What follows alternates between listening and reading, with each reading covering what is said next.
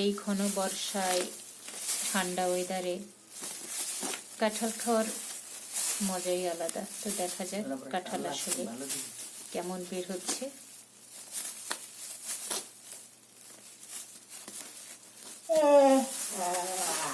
এখন অবশ্য বাজারে কাঁঠালের দাম অনেকটা বেশি, কারণ সিজন তো শেষ। এখন সিজন হচ্ছে তালের সিজন।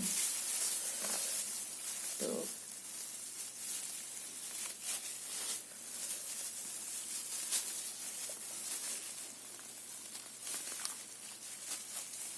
আলহামদুলিল্লাহ ভালো বেরিয়েছে।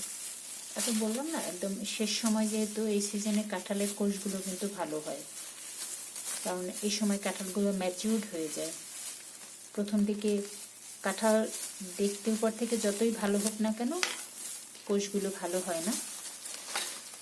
বাট যখন শেষের দিকে, কাঁঠাল দেখতে কিন্তু উপর থেকে মোটেও ভালো না, কিন্তু কোষগুলো কিন্তু বেশ হৃষ্টপুষ্ট বড় হয়, কারণ এটা একদম ফুললি ম্যাচিউরড বলতে যেটা বোঝায়। আলহামদুলিল্লাহ। আমি যদি একটু কাঁঠালের কোষগুলো দেখাই, ভিডিওতে অবশ্য আমি খুব একটা যে মেনটেন করি, ডেকোরেট করে সেটা করি না।